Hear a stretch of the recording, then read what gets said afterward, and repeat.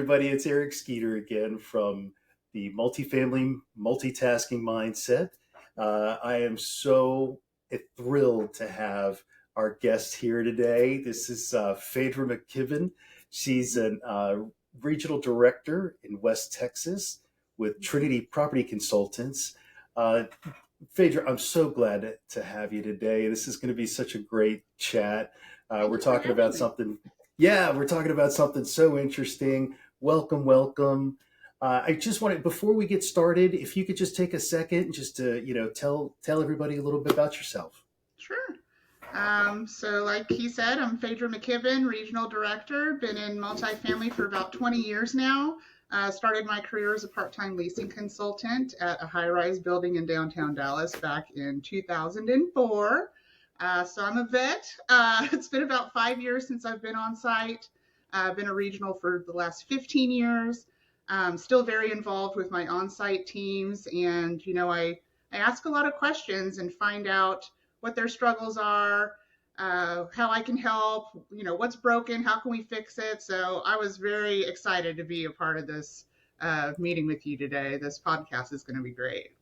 Awesome, awesome. That's great. 15 years as a regional. My hat's off to you. That's amazing. I mean, I've always said I really feel like the regional manager's job is probably the hardest job It's in our challenging. business, isn't it? It's something else. Well, Mhm. great. Well, listen, what we're going to talk about today is everything related to make readies, Mhm. from the preparation when we get the notice all the way until the move in. And it's we've been measuring more so in the last several years how the process of making apartments and apartment homes ready affects us financially much more so than we used to. Mhm. And so today we're going to be talking about, what challenges do we have related to that?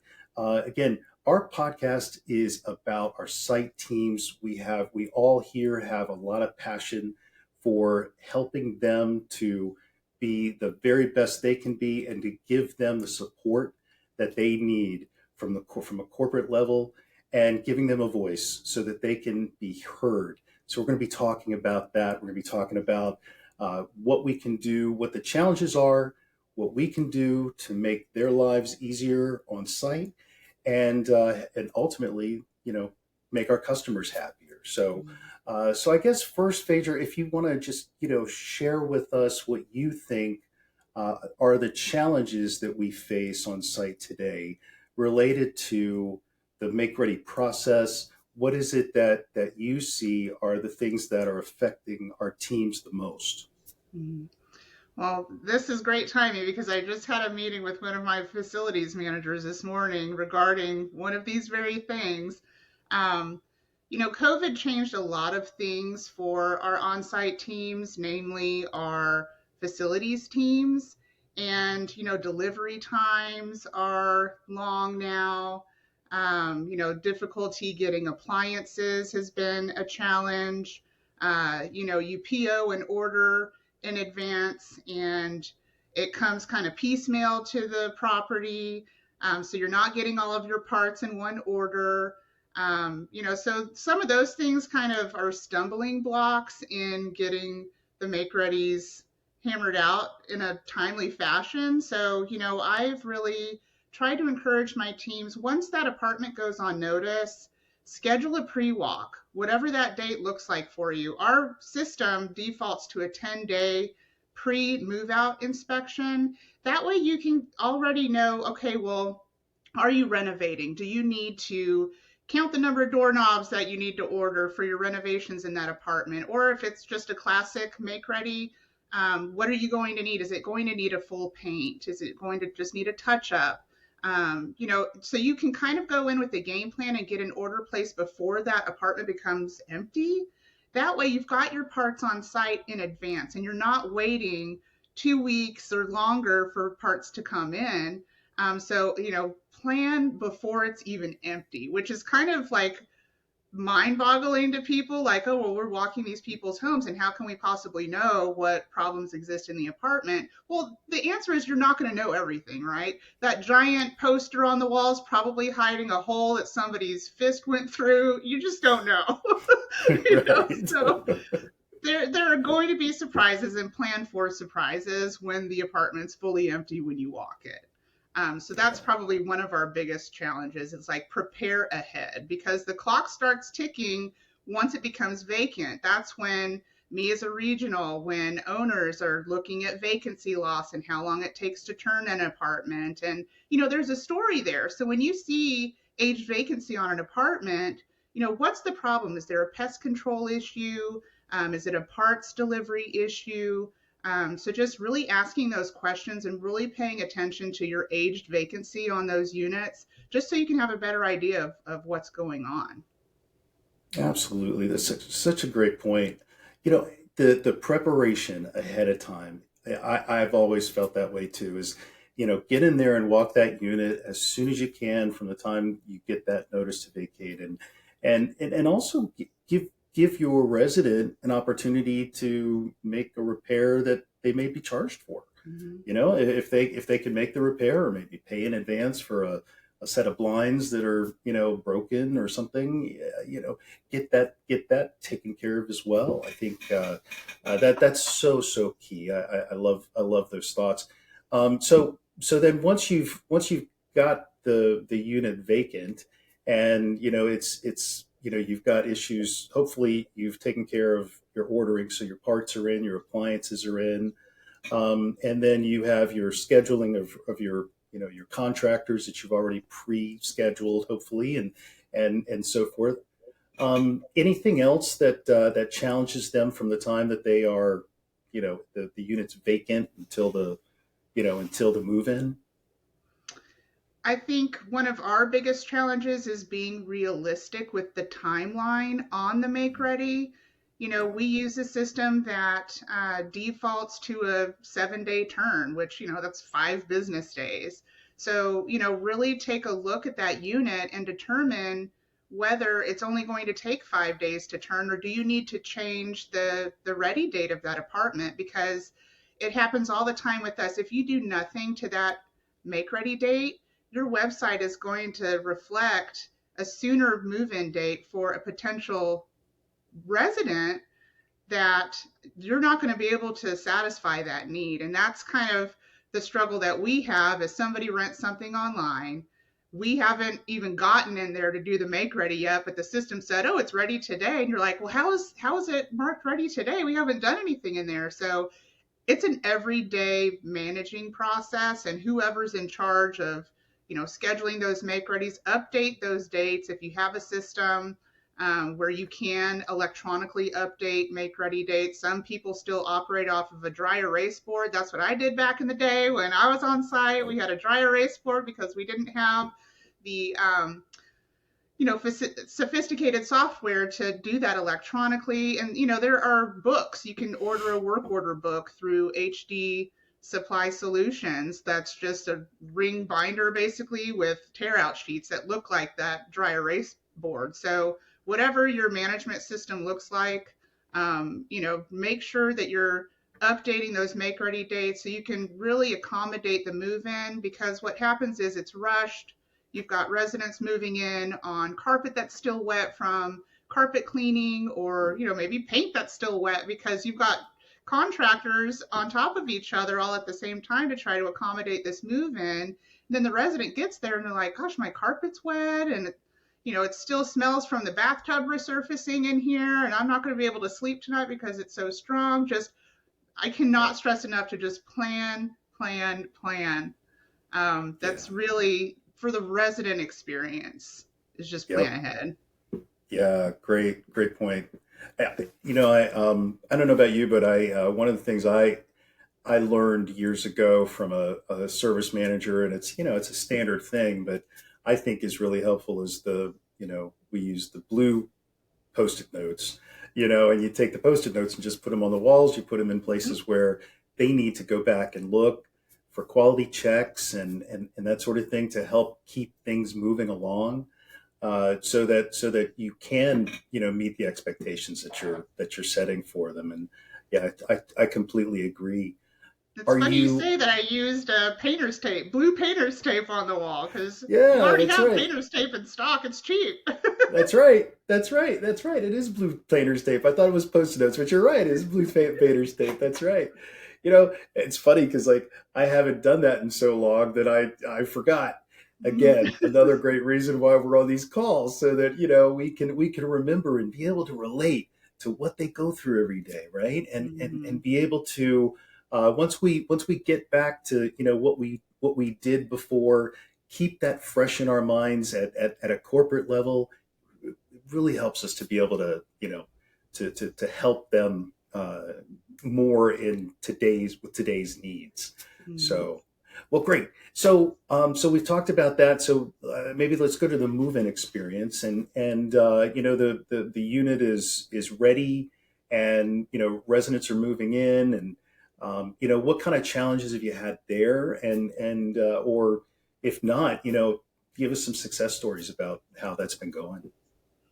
Well, we have a move-in survey that goes out to the resident once they move in to Hmm. gauge their satisfaction, and residents will tell you the truth. They will tell you Yeah. exactly what it's like living in their apartment. Yep. I was on the receiving end of a pretty terrible move-in myself when I relocated out of state. So, I really drove home. Please just, somebody needs to walk that unit. If you have a leasing consultant that's earning a commission on that apartment, have that leasing consultant walk that unit. They might not catch everything, but they would catch a window that doesn't have blinds on it. They would catch a light bulb that's burned out. The office team is oftentimes preconditioned to only look at the physical stuff, and our service team is preconditioned to look at all the mechanical stuff. So if you're able as a team, one-to-one team, one from your maintenance team, one from the office team, to walk units beforehand so you can tag team and identify any issues before the move in happens, that's probably the best route to take. But it's important to admit when something is wrong. If a resident moves in and says, hey, I've got all these scratches on my countertop, and, I was told that I was going to have, a resurfaced countertop at move in, there's no harm in apologizing and saying, you know what, I accept that. And, put it on your move in condition form. And if your budget allows, get them, we're so sorry we messed up gift. You can get them a gift card to Starbucks or something that would be useful in their apartment home. So just owning the mistakes is a big thing. And then, just paying attention to your online reviews, paying attention to your resident surveys, and as the manager, touching base with them and thanking them for the survey, whether it was good or bad. Just acknowledging that you saw that they gave you feedback. That's our report card at the end of the day. Isn't it? Mm-hmm. Yeah, I really I focused on those so much, looking at those surveys, and it's exactly right. It's our report card. I think that's great lessons learned there. As you were talking, something that came to my mind, and I don't remember. I certainly didn't do it as a practice, but I wonder if maybe it wouldn't hurt when we are in the leasing process and we're talking to prospects, and we're ready to sign on the dotted line, or they've already signed and we're planning for their move in, is to maybe ask them, can you tell me about your prior move-in experiences? Mm-hmm. We just want to kind of know, how was your move-in experience? And that might help, number one, to make sure we are meeting their expectations. Maybe they have, a little pet peeve here and there or whatever Mm-hmm. that we can zero in on. But also, it's going to help our team to hear those kinds of stories, to say, wow, that's what's going on out in the world. We're going to make sure we are, above that average, right? I don't know. It's important to remember too that someone moving is going through some sort of a life change, whether it's simply moving an apartment, or, maybe they're going through a divorce. Maybe they're moving out of state because they got a job in state. Moving is stressful regardless, whether you're Yep. moving down the street, you're moving out of state.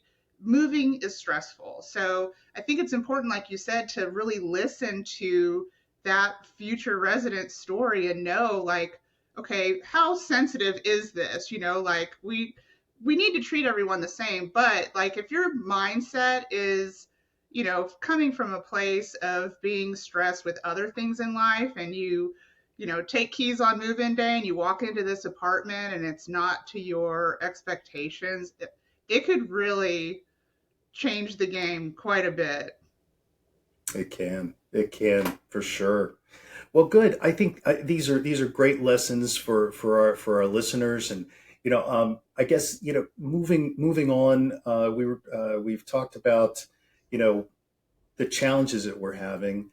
I'd love to know some of the things that your site teams are telling you that they need from us when it comes to support in the make ready department, when it comes to support, when it comes to move-ins.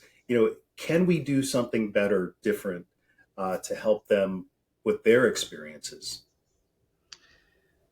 Grace. They want grace. They want a little bit of grace. So true. Yeah. Yeah, yeah, You know, I'm not naive to the fact that I haven't physically worked on site in 15 years. yeah, However, I do make regular site visits. I'm out visiting my sites at least once a month, sometimes more, depending on what's going on. yeah. But, it's important for me to walk with them, listen to what they have to say, try to get some FaceTime with the facilities teams if I can. Oftentimes they're too busy working on ACs that are out, or, hot water heaters that have burst. So it's important to listen and, let people understand you're not just looking at the numbers. The numbers are important, but, the quality of the make readies that we're turning over is super important. So, I like to walk the make readies. I like to even walk vacant apartments to see what condition are these apartments left in, because that tells the story. So if something's vacant for 30 days, you have notes that you walk that apartment, there was a pest infestation, or there was a flood, and you know exactly what's going on in that unit and why it has taken so long. So it's important for us to kind of step away from our desk as upper management and talk to the teams and actually lay eyes on the units and the condition that they're left in, and then the quality of make ready to know, what challenges the teams are facing. So that would be my takeaway from that. Totally. Yeah, I definitely hear that. It's interesting. I've spoken to a number of people recently about, how can we make our site teams, more satisfied and help support them. And you're about the third person in the last couple of weeks I've heard to say grace as of Mhm. like a first response. Well, Isn't good. that I'm not that true? far off then. No, you're not. It really speaks volumes for me to hear that from several people, in the corporate, in the corporate lane, that our site teams really we send them information, we send them metrics, we show them what we expect, we train, we do all these things, and it's probably coming across as just hammer, hammer, hammer, hammer. Mhm. And instead of saying, listen, we're all human, and maybe there needs to be some sort of training or some sort of webinar or something to remind people that we know that you're human. We know that Mhm. mistakes happen, and that we're in this together. Mhm. I think it's really resonating with me, and we might have to have a call about that. We have another Yeah, podcast about I'm happy to. Yeah. that. So, well, good. So I guess moving on to metrics and how we measure vacancy days, and how we measure our progress in shrinking that number so that we can help with our financials. Anything that you wanted to share in that regard, that you think you and your team focus on, that help to make that to make the process more effective, and so forth. We're still trying to figure that too, if I'm being honest. Yeah, yeah. We're trying to make sure we've got at least 30 days worth of inventory in our shops at any given time for just regular make ready items. You Hmm. will run into one-offs always, but you know, Right. I just had this conversation, like I said today, we have a property information binder that has all the blind sizes. It has the refrigerator sizes. It has your carpet yardages. So just one centralized place to have kind of your order book, I guess you could call it, or property information binder, whatever you want to call it. Have a kind of a one-stop shop to make the ordering process a little easier, because Yeah. ordering is clunky and it takes time away from Mhm. whoever's placing that order from doing whatever their normal job is. So, we're not Yep. hired to be orderers. We're hired to be managers and assistant managers and That's get right. out in the field and handle make readies and work orders and crazy things that happen every day. That's why this industry is so awesome. There's always something going on every day. Every day is different. It's also a headache Yes. too sometimes. So you just have to kind of pivot and adapt. Yep. But yeah, just having the inventory in your shop for a good 30 days, not just on your make ready supplies, but work order supplies. That's probably like having everything you need. So day one, you can get in there and, call your vendors, get things scheduled, have Yep. communication. Big thing is communication between the office team and the facilities team. We're Hmm. renting apartments all the time. And if we're not informing our facilities team, hey, this is an ASAP move in, that's when you run into the situation where you've got, two vendors in the apartment at the same time working together. And that's not ideal. Yes, we want to Right. accommodate the ASAP move in, but at what expense? So I think, having whatever it looks like, if it's a weekly meeting between the Mhm. office team and the maintenance team or daily, personally, I think it needs to be daily. Me Make too. readies are a moving target. So Yep. your available units are advertised online. You can have somebody rent and want to move in tomorrow. You better make sure that that apartment's really ready for them to move into tomorrow. So I think like a doesn't have to be a long drawn out meeting, just a quick morning touch base to say, hey, we got this lease overnight. They're wanting to move in. We're going to have to push this priority up and push the other one back that, they're not moving in for 2 weeks or, whatever that is. So the Yep. communication is huge. And then having your supplies ready to go. Yep. Agreed. Yeah. Communication, right? Our office team and our service teams are so busy during the day that uh, quite often we know we were there, we've been there, and sometimes those meetings don't happen because just too much is going on. But it's something that's really really critical to be keeping in touch with one another. I've seen it through invites in Outlook, and the teams try in different ways. But yeah, I'm with you. Urge our teams to absolutely communicate where you stand. Service teams, let your office teams know if there's a hiccup with a vendor or with supplies, so that they're that team is informed and keep the customer informed. Mm-hmm. So completely agree with you. That's great. Good stuff. Um, last thing, just if you have one, do you have any success stories about make readies and getting them ready, or a team that you've worked with that just does a fantastic job with that? I know they all do a terrific job, but anything just exceptional that kind of stands out from your past or present about managing that process, office team, service team combined, anything. I do have one property in particular. They're a get it done kind of attitude, right? So we had the office team roll up their shirt sleeves and do a Yeah. touch up clean on this apartment. Not a sparkle clean. We're talking like, okay, we need to probably address a few things in this apartment, but Yeah. I was so proud of them for coming together as a true team, office team and facilities team, and Mm. getting this apartment ready for move. I had them painting. I mean, they were all over the place. I didn't ask them to do that, by the way. They just did that on their own volition. But I was Oh, so impressed with them. Like, you know what? This is what we have to do to get this done. We don't want to push off this move in. We don't want to reschedule it. You know, this resident has scheduled movers, and we're going to do what it takes to get it done. That was like a proud mama bear moment for me when oh, I heard about that. I was like, that's great. And that's how you know you have the right people on your team that, you know, truly care and show that they care about their community and care about their residents. That's the big thing. The residents are what the reason why we're there at the end of the day. that's right. That's right, for sure. That's terrific. I love those stories. I love those stories. And I know you've done stuff like that when you were Mm-hmm. on site. I remember the days. It just, it warms your heart to know that you have people that really care that much about one another as well as the customers Mm-hmm. to, to roll up their sleeves and do that kind of work. And we appreciate them. We probably don't say it enough.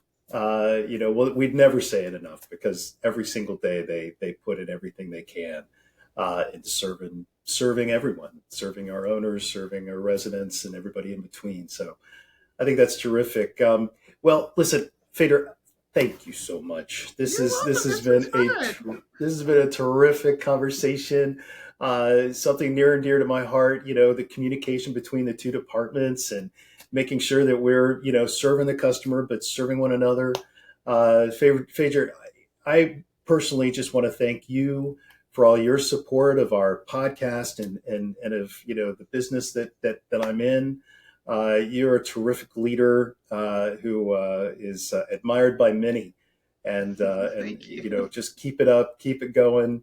I really appreciate all you've done. So, with all of that, I want to sign us off and thank everybody for joining. Thank you, Phaedra. Hope to Thank see you you. soon again on another edition. And this is Eric Skeeter from Skeeter Advisors. And this is the Multifamily Multitasking Mindset Podcast. We'll see you next time.